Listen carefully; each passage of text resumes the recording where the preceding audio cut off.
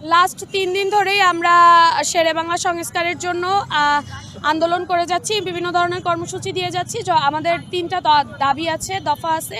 এই দফা যতক্ষণ না পর্যন্ত আমাদের পূরণ হচ্ছে ততক্ষণ পর্যন্ত আমরা রাজপথে আছি। এবং মেডিকেলের সংস্কার আমাদের সর্বপ্রথম দরকার, কারণ সেবা খাতের সংস্কার যদি না হয় তাহলে আমাদের যে মানুষেরা যারা অসহায় আছেন বা আমরা যারা প্রতিনিয়ত চিকিৎসা নিতে যাচ্ছি তারা আসলে নানা ধরনের সমস্যার সম্মুখীন হচ্ছি। তাই আমরা এই দফা, এই 3 দফা যে আছে আমাদের, এই দাবিতে রাস্তায় নেমেছি। যতক্ষণ না পর্যন্ত আমাদের দাবি পূরণ হচ্ছে ততক্ষণ পর্যন্ত আমরা রাজপথে না। আশ্বাস পাইনি, তবে আমাদের কর্তৃপক্ষের সাথে কথা হয়েছে।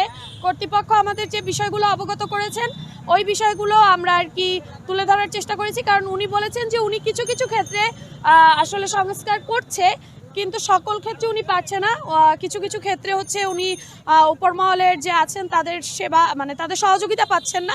সেক্ষেত্রে আমরা আর কি এখন পর্যন্ত রাজপথে আছি।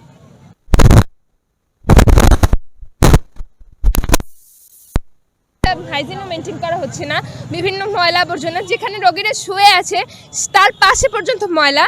তো এখানে তারা কিভাবে সুস্থ হওয়ার চিন্তা ভাবনা করবে বা কিভাবে সুস্থ হবে?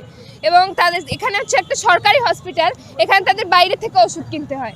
তো আমরা এসেছি মূলত তাদের এই অধিকারগুলো নিশ্চিত করার জন্য। তো আজকে সেজন্য এখানে জড়ো হওয়া সবার।